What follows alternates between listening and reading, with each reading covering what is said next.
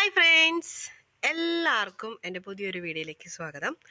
കുറച്ച് ദിവസമായി വീഡിയോ ഇടാൻ പറ്റുന്നില്ല എന്നുള്ളൊരു തോന്നലുണ്ട്. എങ്കിലും ഇടാൻ ശ്രമിക്കുക. ലോങ് വീഡിയോ ഇട്ടിട്ട് കുറേ ആയി.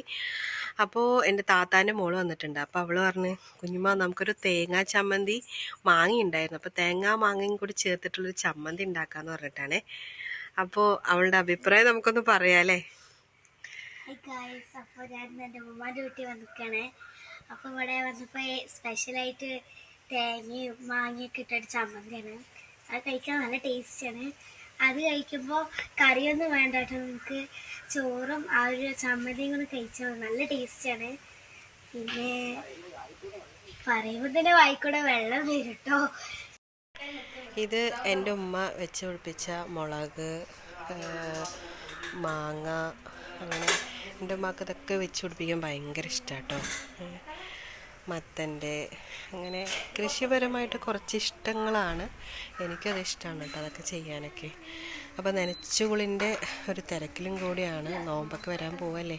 അപ്പം നോമ്പിന് നമ്മൾ അടിപൊളിയായിട്ട് വരവേൽക്കണം. അൽഹംദുലില്ലാ, ഈ വർഷം പടച്ചോൻ നോമ്പ് നമുക്ക് കിട്ടിയതിൽ ഞാൻ പടച്ചോനോട് ഒരുപാട് എന്താ പറയുക, നന്ദി. ഞാൻ ചൂളി പണി ഏകദേശം കഴിയാൻ പോവുകയാണ്.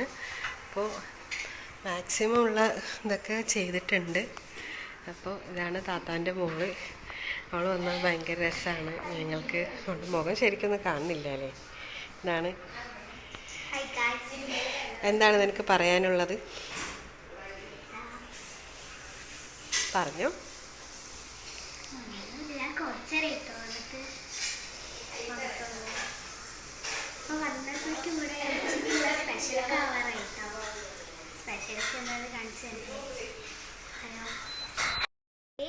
അപ്പോൾ നിങ്ങൾക്ക് നല്ല ചോറും ചമ്മന്തിയൊക്കെ കൂട്ടി ഒരു കിടിലം വീഡിയോ കാണണ്ടേ?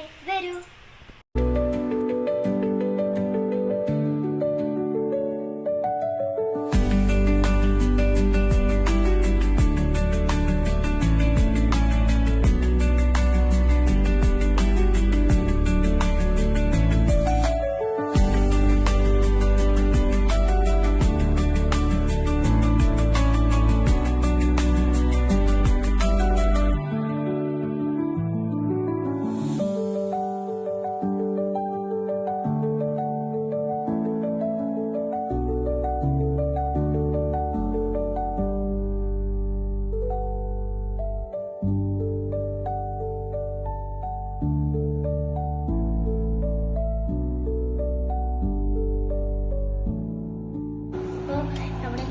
കഴിക്കാൻ പോണേ, കഴിക്കാം.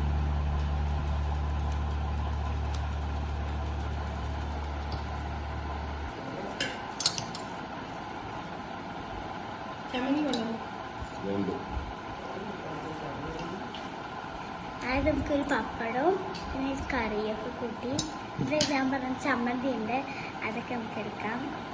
എന്നിട്ട് ബീട്രൂട്ട് ഉപ്പേരി അത് നന്നായിട്ട് കുഴച്ച് പിന്നെ ചെറിയൊരു മാന്തളും കഴിച്ച് കഴിക്കാം.